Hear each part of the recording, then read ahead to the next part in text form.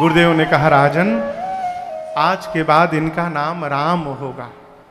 अब राम जी के बगल में मां कौशल्या जी की गोद में भरतलाल जी बैठे थे। गुरुदेव ने कहा महाराज, आपके द्वितीय पुत्र विश्वभरण पोषण कर जो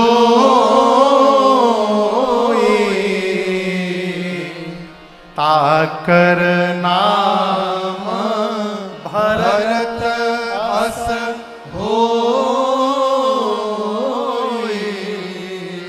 कहा महाराज, आपके दूसरे पुत्र जो हैं ये पूरे विश्व का भरण पोषण करते हैं। भरण पोषण समझ रहे हैं? एक भरण पोषण होता है पेट भरने से, और एक भरण पोषण होता है आत्मा तृप्त होने से।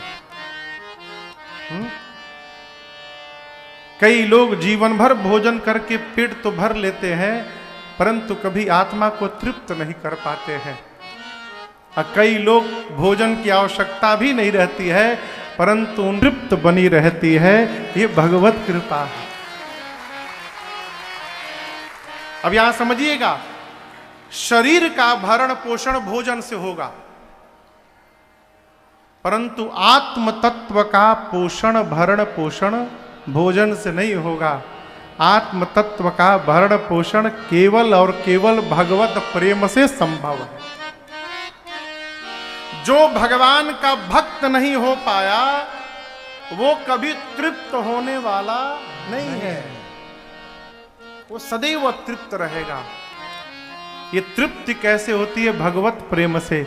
और भरत जी राम प्रेम की मूर्ति बताए गए हैं। मानस में आप अयोध्या कांड पढ़िएगा, स्थान स्थान पर तुम तो भरत मोर मत एहु धरे देह जनु राम सने। भगवत प्रेम है। कल आपसे मैंने निवेदन की एक बात, घर में कोई अनुष्ठान हो, पंडित जी महाराज संकल्प कराएं तो वो जितना बोलते हैं उनको बोलने दीजिए। फिर उनसे निवेदन करिए, सरकार सबके साथ में ये भी कह दीजिए कि हमको भगवान के चरणों में प्रेम प्राप्त हो जाए, तभी ये संकल्प की सार्थकता। भरत जी भगवत प्रेम से आने वाले शरण में जीव को भर देते हैं। भरत, जो निरंतर भरता रहता है उसका नाम है भरत। टंकी और बाल्टी में, टंकी समझ रहे हैं ना? टंकी नीचे रहता है कि ऊपर? ऊपर। अब बाल्टी भरने वाला कौन है? अब भरता कौन है? बाल्टी। भरने वाला टंकी। अब भर कौन रहा है? बाल्टी। भरत जी टंकी की तरह है, यानी भरत जी ऊपर बैठे हैं। जो भी भरत भैया के नाम के शरण में उनके नीचे आएगा, भरत जी उस जीव को राम प्रेम से लबालब भरी देंगे, इसलिए उनका नाम भरत रखा गया। जो शरण में आने वाले को निरंतर भरता रहे वो भरत है। गुरुदेव ने कहा आज के बाद इनका नाम भरत होगा। अब भरत जी के बाद नंबर तो लक्ष्मण भैया का है, लेकिन यहां शत्रुघ्न भैया ने ओवरटेक कर लिया है। मां कैकेयी के गोद में सबसे छोटे भैया बैठे हैं। गुरुदेव ने कहा आपके छोटे पुत्र जाके सुमिरन तेरी पुनासा, नाम शत्रुहन वेद प्रकाश।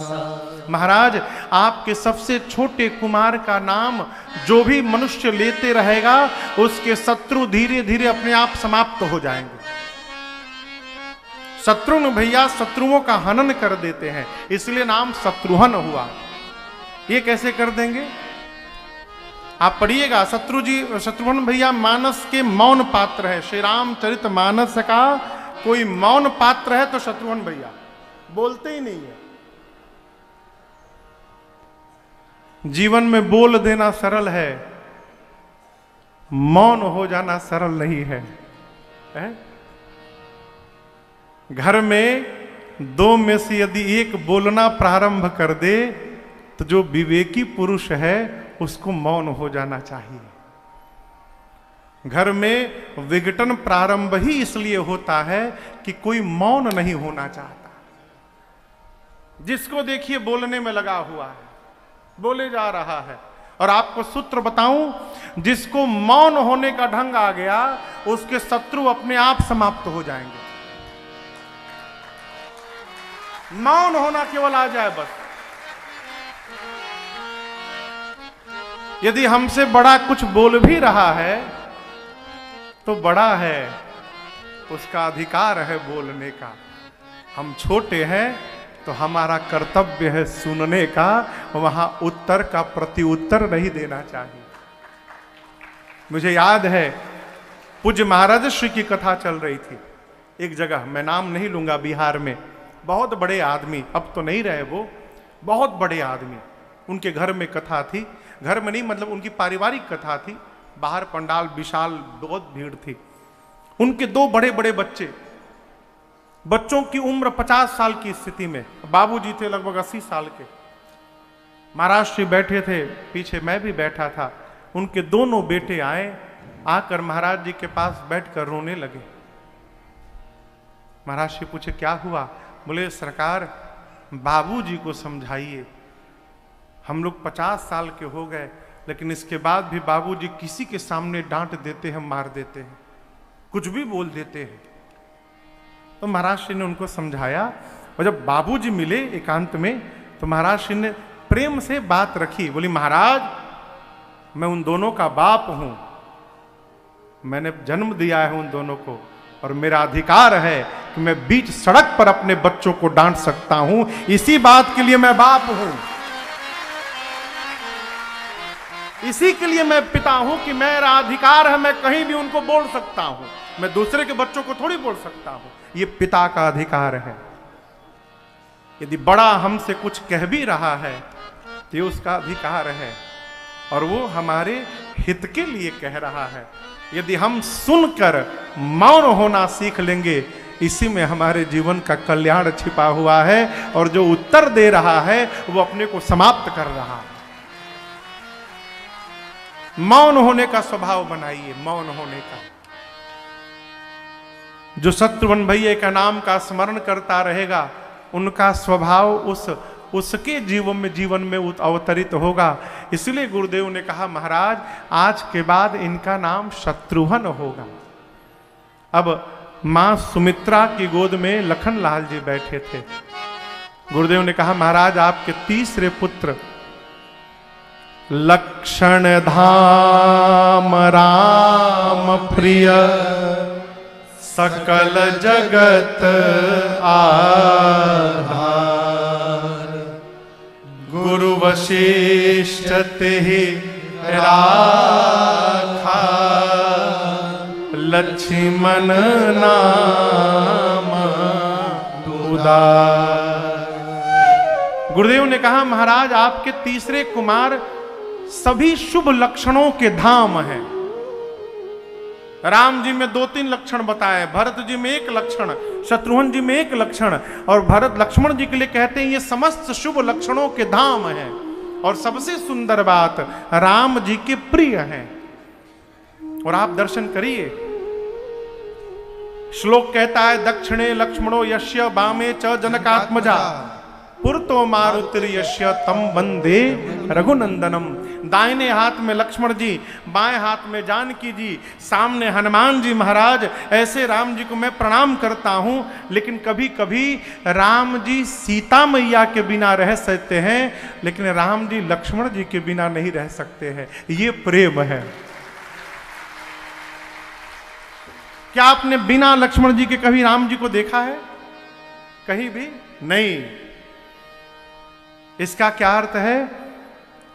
लक्ष्मण जी राम जी को प्रेम करते हैं कि नहीं करते हैं अलग बात है, लेकिन राम जी इनको बहुत प्रेम करते हैं, ये इनका विशेष लक्षण है। भाई बाप, हम अपने भगवान को याद करें, कोई बड़ी बात नहीं है, सब याद करते हैं, लेकिन कल्पना करिए यदि हमारा भगवान हमको याद कर रहा है, यही इस जीवन की उपलब्धि है। राम जी लक्ष्मण जी को याद करते हैं, राम प्रिय। ये शेष अवतार हैं महाराज, जिन्होंने मस्तक पर पृथ्वी को धारण किया है। आज के बाद इनका नाम लक्ष्मण होगा। गुरुदेव ने कहा आपके 4 पुत्र हैं, 4 वेद हैं, ऋग्वेद, यजुर्वेद, भगवान के सार तत्व हैं। वेद तत्व नृप तव सुतचारी, मुनियों के धन है। राम जी मुनि लोगों को क्या है? धन है। इसलिए माला लेके मुनि लोग दिन भर माला लेकर हाथ में जप रहे हैं। एक महात्मा हजारी माला समझते हैं? इस माले में 108 मन का है। हजारी माला में 1008 मन का होता है। महात्मा लोग गले में लटका के इतनी बड़ी पोटली, एक महात्मा थे अपने घर के 2 तल्ला पे बैठ जाते थे, छत पर बाउंड्री वॉल नहीं थी उनके, तो एकदम ऊपर जाके छत पे बैठ जाते थे। अब बड़का माला ऊपर से नीचे लटका देते थे, ऊपर से नीचे माला लटका के बैठे घंटों जपा करते थे। एक महात्मा माला लेके ऐसे नहीं जप रहे थे राम राम राम राम, ऐसे नहीं जप रहे थे राम राम राम राम। एक आदमी ने कहा महाराज हम तो देखें ऐसे ऐसे जपना चाहिए, एक एक मन का। आप एक बार घसीटते हैं तो 50-60 लेके चले जाते हैं एक ही बार राम बोल के। महात्मा बोले मूर्ख हो तुम, यहां राम नाम की लूट मची है, जितना लूट सकते हो लूट लो।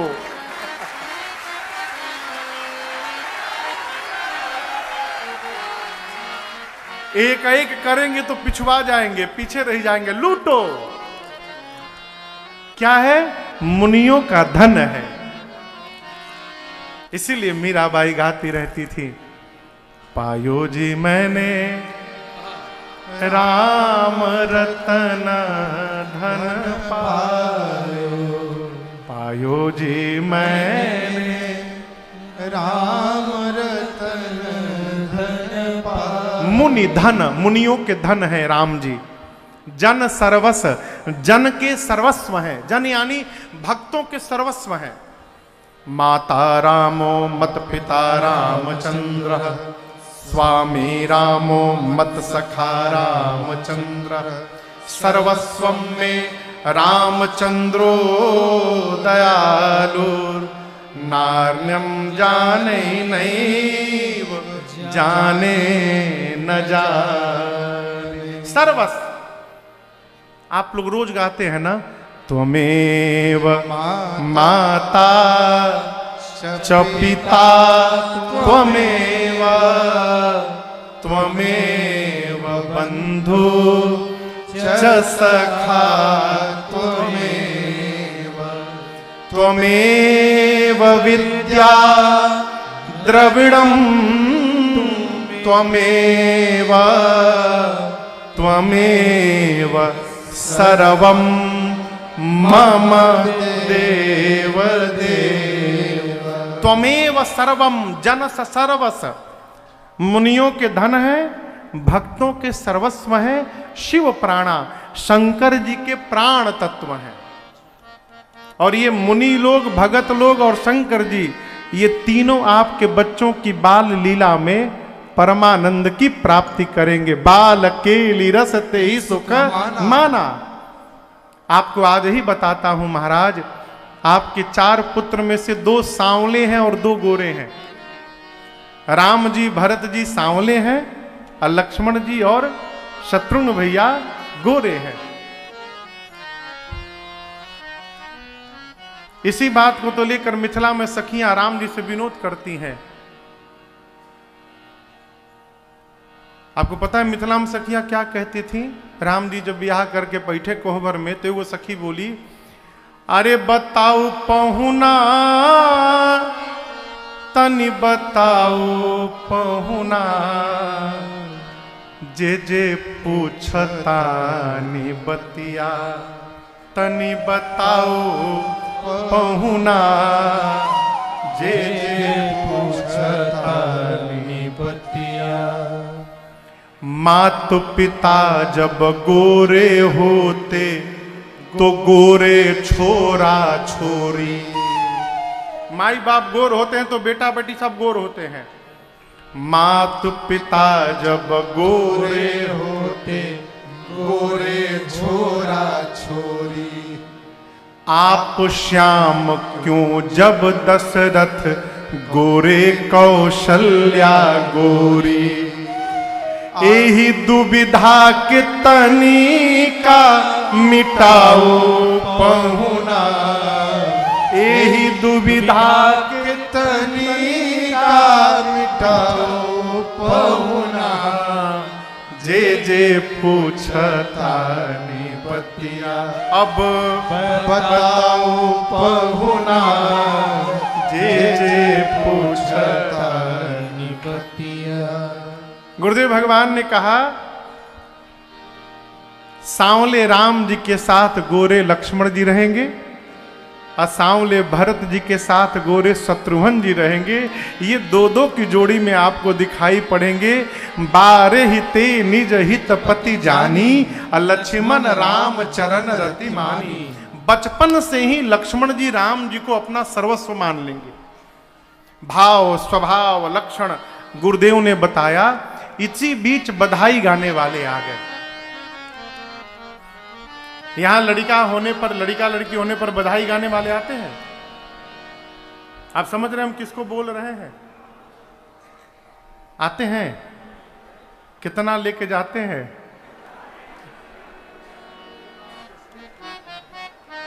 कलकत्ता में तो 1 लाख से शुरू होते हैं।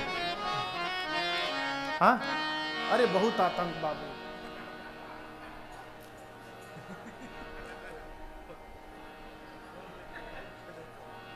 आवत है तो लोग लुका जाते हैं घर में।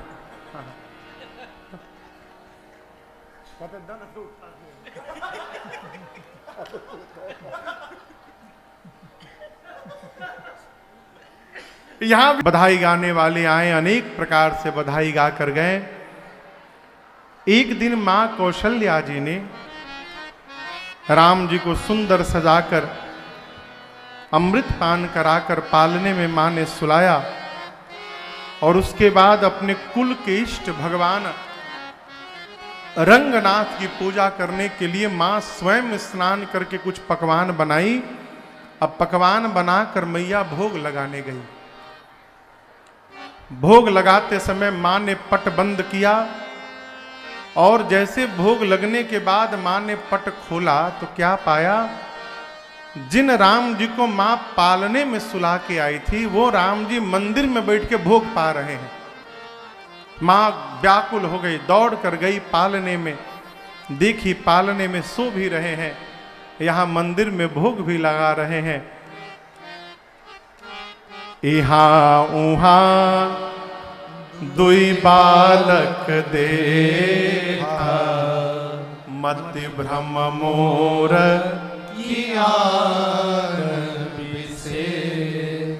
एक ही बालक एक ही समय में दो दो स्थान पर कैसे लक्षित होने लगा, दिखने लगा।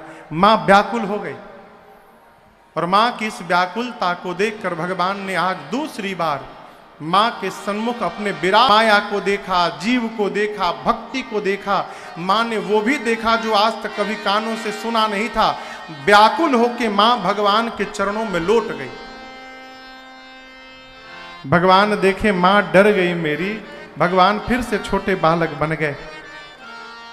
कौशल्या मैया उठी हैं और हाथ जोड़कर मां ने कहा, प्रभु इतना बड़ा अपराध मेरे से, जगत के पिता को मैंने अपना पुत्र मान लिया था नाथ। आपके स्वरूप का दर्शन हुआ, ना प्रारंभ का पता ना अंत का पता, कैसे स्तुति करूं समझ में नहीं आ रहा है। राम जी बोले यही बताने के लिए दिखाया आपको। मुझे एक साथ मंदिर में और पालने में देखकर आप व्याकुल हो गई। मां, मैं जीव नहीं हूं, मैं जगदीश हूं। मैं पालने में और मंदिर में नहीं, धरती के एक एक तिनके में प्रकट होने की शक्ति रखता हूं। मां, मैं जहां चाहूं वहीं प्रकट हो सकता हूं। दूसरी बात भगवान बोले, मां, जब तक मैं नहीं आया था तब तक मूर्ति को आप भोग लगाती थी। मैं आ गया, मेरे आने के बाद मूर्ति को भोग लगेगा? अरे घर में जो कुछ भी बने मां, डायरेक्ट हमारी सामने लाओ, सीधा भोग लगाया करूंगा। ये मूर्ति की ओर से क्यों जा रही हो? ये प्रसंग कहता है, घर में छोटे यदि बालक हो ना, बालक जिसके बाल न उतरे हो पेट के, बालक अथवा बालिका, ये भगवान के स्वरूप है। घर में यदि बालक है तो आनंद मनाइए और ये मानिए कि भगवान ही आपके घर में बालक बन करके खेलने आए हैं। उस बालक भगवान की सेवा में लग जाइए, मंदिर वाले अपने आप प्रसन्न हो जाएंगे। बालक भगवान को सजाइए, उन्हीं के साथ खेलिए। राम जी ने कहा, मां किसी से कहिएगा मत। मां बोली, नहीं कहूंगी, लेकिन आप भी प्रभु बार बार कौशल विनय करे कर जो। आप दर्शन करिए, कौशल्या मैया कितनी बड़ी होंगी, राम जी कितने छोटे होंगे, पालने में सोए थे। हाँ, इतने छोटे से राम जी बैठे हैं और उनके सामने बड़ी कौशल्या मैया हाथ जोड़ के बैठी हैं और मां कहती, प्रभु मैं बार बार प्रार्थना करती हूं नाथ, आपकी माया के कारण मैं आपको भूल गई थी, एक आशीर्वाद दीजिए। आज के बाद अब आपकी माया मुझे कभी सताए नहीं प्रभु, आप अपनी माया से मुझे मुक्त कर दीजिए। भगवान ने वहीं अपनी मां कौशल्या जी को माया से मुक्त किया और इसका परिणाम दर्शन करिए। माता पिता में सबसे अधिक संतान को कौन प्रेम करता है? कहिए, मां। लेकिन जब राम जी बन गए तो दशरथ जी रोते रोते प्राण का त्याग कर दिए और मां कौशल्या को कुछ नहीं हुआ। जानते हैं क्यों? राम जी ने मां को माया से मुक्त कर दिया।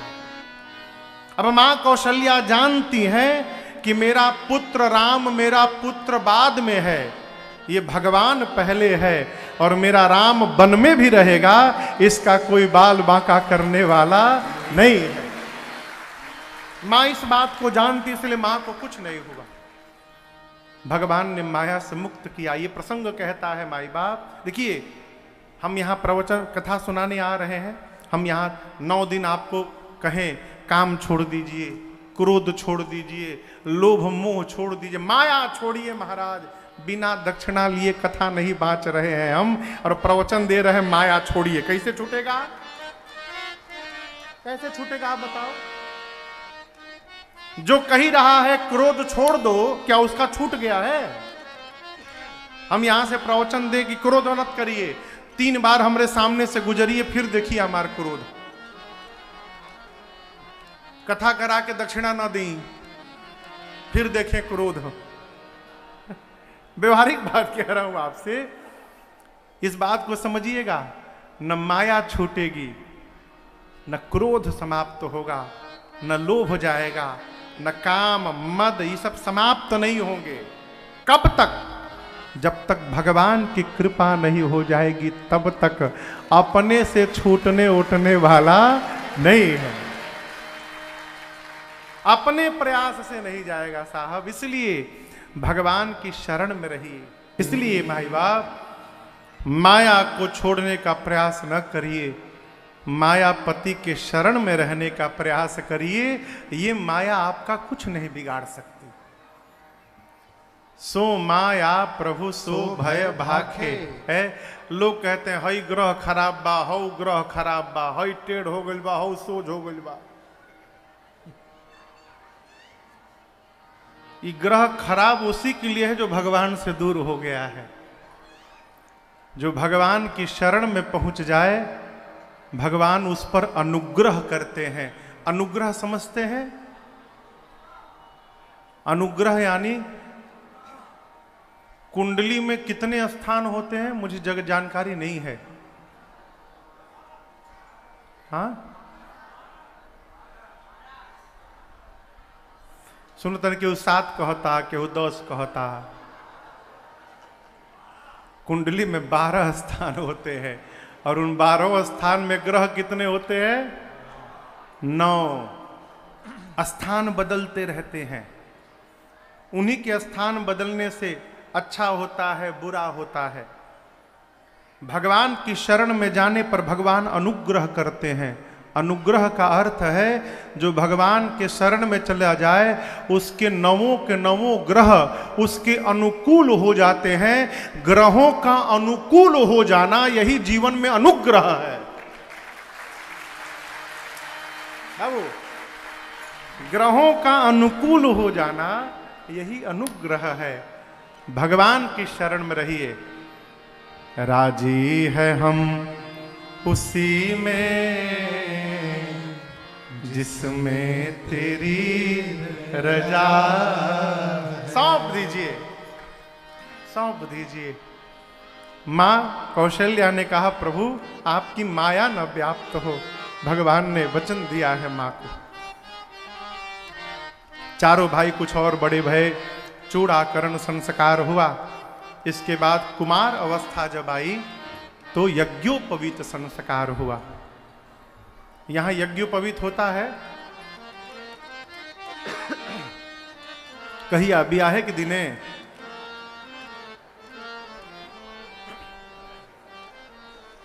नहीं, आप लोग तो खैर बिना उसके पढ़ ही नहीं पाएंगे। यज्ञोपवीत होता है ना, पहनते भी हैं। कोई बोल ही नहीं रहा है वो। महाराज शर्म लगती है। अब कहीं चले जाएं पब्लिक प्लेस में, अब वहां निकाल के फिर अब खींचना पड़ता है। लोग क्या कहेंगे, चढ़ाएंगे तो। अरे यज्ञोपवीत निकालने में शर्म आता है, चुटिया रखने में शर्म आता है। आती है? हाँ, आता है नहीं, आती है। हाँ, अब बोक नियर है जा दाढ़ी रखला में शर्म नहीं आवेला है? भाई क्यों रख ले तो क्षमा करी भाई, हम किसी पे कमेंट नहीं कर रहे हैं। देखिए, आप पूरा रखिए, आधा रखिए, मत रखिए, लेकिन जो रखने लायक है उसको अवश्य रखिए। क्या? शिखा और सूत्र अवश्य धारण करिए। यही हमारी सनातन संस्कृति है और यही हमारी पहचान है। ललाट खाली नहीं होना चाहिए।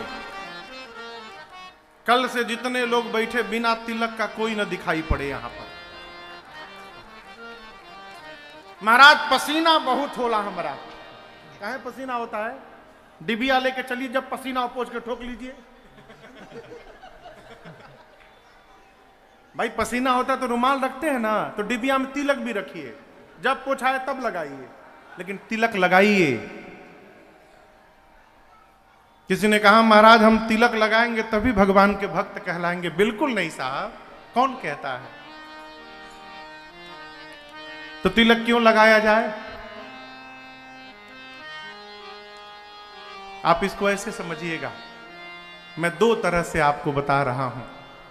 पहला, यहां तो खैर कथा हो रही है, सबके लिए खुला हुआ है, जिसको जहां मन करे वहां आए बैठे।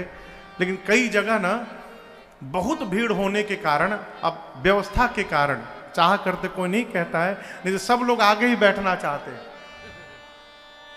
तो जब बहुत भीड़ होती है ना, तो वहां पर जो आयोजक मंडल रहता है वो सामने के लिए अपने लोगों को पास दे देता है कि भैया ये पास आप दिखाइएगा तो आप आकर सामने बैठ जाइएगा, तो उनके भी अतिथि है, बाहर से लोग आ रहे हैं।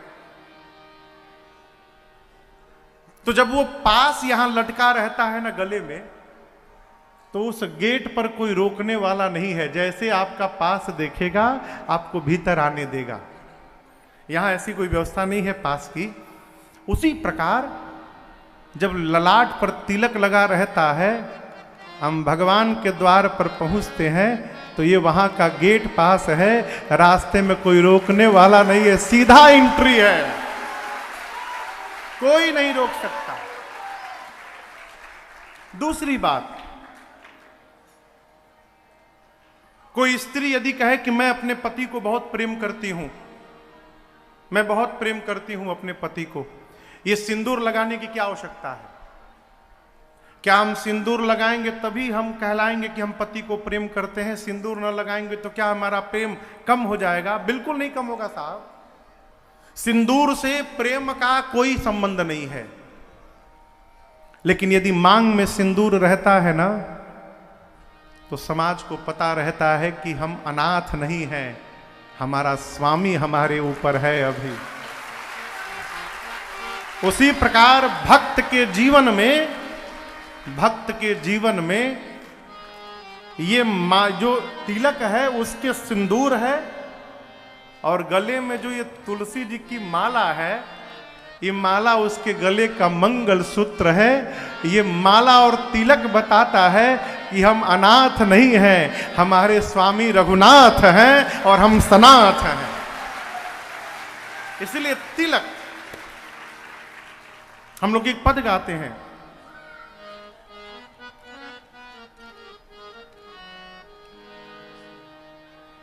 तिलक पर उहे बाजी,